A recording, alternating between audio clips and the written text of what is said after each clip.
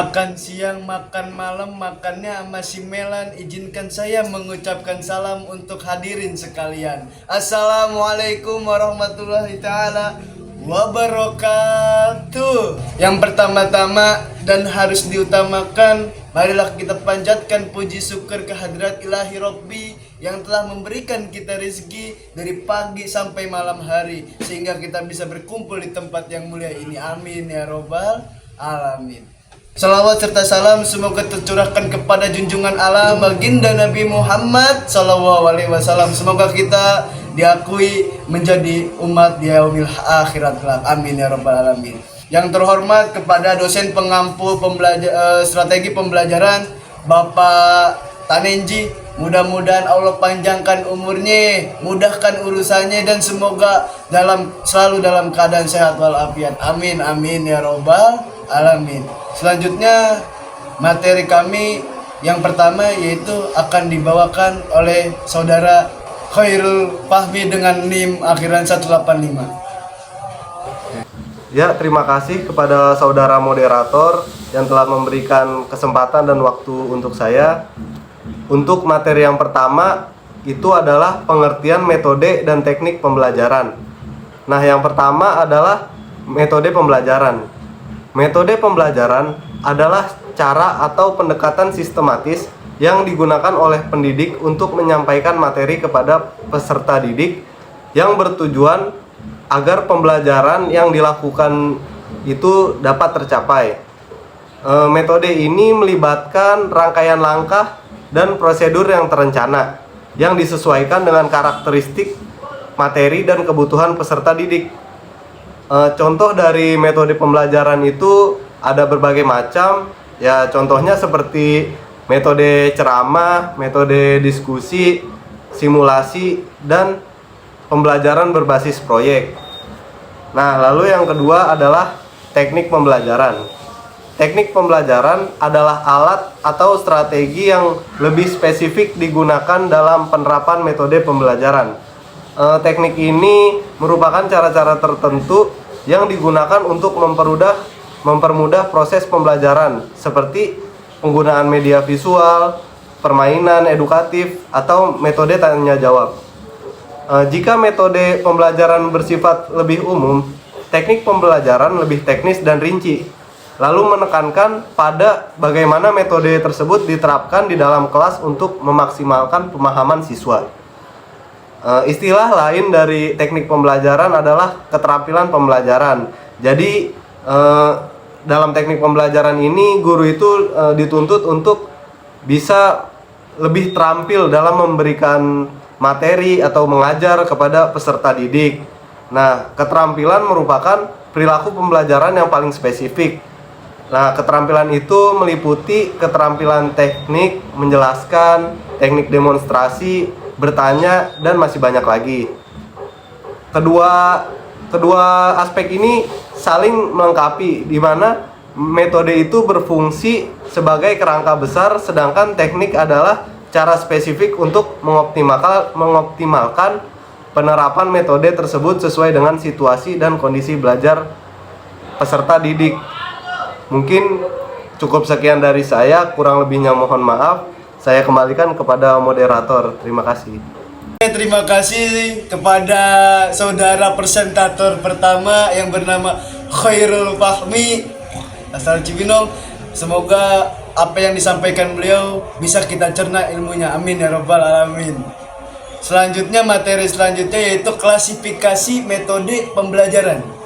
Jadi abang-abang dan mbak-mbak sekalian, metode bukan tujuan, tetapi metode adalah cara untuk mencapai sebuah tujuan agar bisa jauh lebih baik lagi.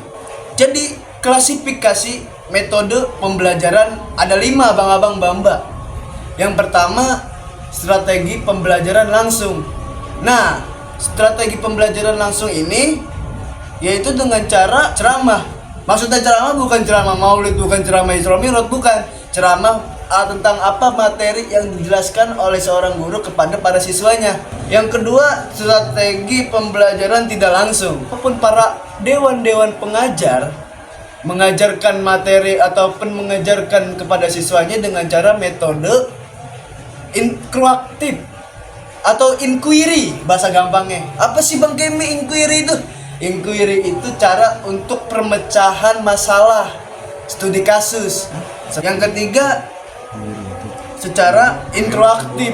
Interaktif ini metode yang digunakan oleh para guru dengan cara membuat kelompok-kelompok kecil.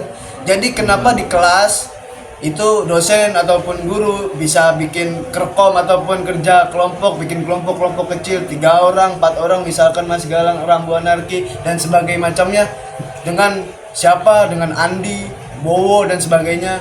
Itu untuk melatih bagaimana cara berdiskusi dengan yang baik, dengan yang benar. Yang keempat, cara mandiri. Sesuai namanya, mandiri, yaitu individu. Individu identik dengan pembelajaran dengan metode dengan teman dekat. Sama halnya dengan inquiry, yaitu dengan pembentukan kelompok-kelompok kecil, yang dimana guru biasanya membagi kelompok-kelompok kecil, tapi bedanya ini hanya terbatas, namanya individu mandiri. Yang kelima, pengalaman. Sesuai pengalamannya. Jadi biasanya kan dosen menjelaskan kepada para murid-murid atau para yang diajarinnya, bukan diajarinnya, yaitu dengan cara berbagi pengalaman. Dalam artian dulu saya di SD kayak begini. Misalkan belajar MTK, soalnya atuh jawabannya beranak pinak. Semisal contoh kecilnya begitu.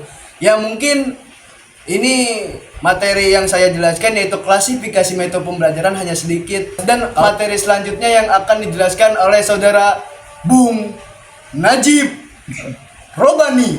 Kepada beliau waktu dan tempat dipersilakan. Oke, terima kasih kepada moderator yang telah memberikan saya kesempatan untuk melanjutkan pembahasan pada materi kita ini. Mungkin saya akan membahas mengenai prinsip-prinsip metode pembelajaran. Yang dimaksud dengan prinsip-prinsip dalam pembahasan ini adalah hal-hal yang harus diperhatikan, yang harus diperhatiin dalam menggunakan metode pembelajaran. Prinsip-prinsip umum penggunaan metode pembelajaran adalah bahwa tidak semua metode pembelajaran itu cocok digunakan untuk mencapai semua tujuan pembelajaran dan keadaan pembelajaran berlangsung. Prinsip penggunaan metode antara lain ada efektif dan efisien, digunakan secara bervariasi, digunakan dengan memadukan beberapa metode pembelajaran. Jadi prinsip dalam metode pembelajaran ini, tidak semua metode pembelajaran ini cocok bagi penggunaan seorang guru mengajar kepada peserta didik. Seperti itu mungkin. Selanjutnya, perbedaan metode dan teknik. Metode adalah alat untuk mencapai tujuan yang bersifat prosedural. Ada fase pendahuluan, fase pembahasan, fase menghasilkan, dan fase penurunan. Sedangkan teknik merupakan pelaksanaan apa yang sesungguhnya terjadi dilakukan oleh guru untuk mencapai tujuan yang bersifat implementatif. Teknik pelajaran merupakan pelaksanaan apa yang sesungguhnya terjadi dilakukan oleh guru untuk mencapai tujuan yang bersifat implementatif. Metode mengajar merupakan cara-cara menyajikan bahan pelajaran kepada peserta didik untuk mencapai tujuan yang telah ditetapkan. Adapun faktor-faktor yang perlu diperhatikan dalam menentukan metode pembelajaran. Di sini di kelompok kita ini menaruh 7 faktor yang perlu diperhatikan dalam menentukan metode pembelajaran. Yang pertama itu adalah tujuan pembelajaran. Yang kedua, faktornya adalah kemampuan guru. Yang ketiga, kemampuan peserta didik. Yang keempat, jumlah peserta didik. Yang kelima, jenis materi. Yang keenam, waktu. Yang ketujuh, fasilitas yang ada. Jadi menentukan suatu metode pembelajaran itu nggak cuma asal muasal langsung menentukan suatu metode pembelajaran. Nggak langsung kita itu untuk menentukan suatu metode pelajaran, enggak. Tetapi dengan beberapa faktor tersebut kita baru bisa menentukan suatu metode pembelajaran apa yang cocok dilakukan dalam proses kegiatan belajar dan mengajar. Seperti itu mungkin. Mungkin kesimpulan dari materi kita ini adalah metode pembelajaran adalah pendekatan yang digunakan pendidik untuk mencapaikan materi pelajaran seperti ceramah, diskusi, atau demonstrasi. Sementara teknik pembelajaran adalah langkah-langkah praktis yang diimplementasikan untuk mendukung metode tersebut seperti tanya jawab, role play, atau brainstorming. Pembelajaran efektif melibatkan pendekatan aktif, berorientasi pada tujuan dan beragam, dengan penilaian dan umpan balik yang berkelanjutan untuk menilai dan meningkatkan hasil belajar. Pilihan metode dan teknik harus disesuaikan dengan kebutuhan siswa dan tujuan pembelajaran tersebut. Mungkin cukup sekian pembahasan yang dapat saya sampaikan. Semoga bisa bermanfaat bagi kita semua, khususnya diri saya pribadi. Mungkin saya langsung berikan kepada moderator. Terima kasih. Ya, terima kasih. Kurang lebihnya mohon maaf. Kami dari kelompok 10 pamit undur diri. Emposasi ke rumah Alfian. Terima kasih, cukup sekian. Wallahu muwaffiq ila aqwamit thoriq. Wassalamualaikum warahmatullahi wabarakatuh.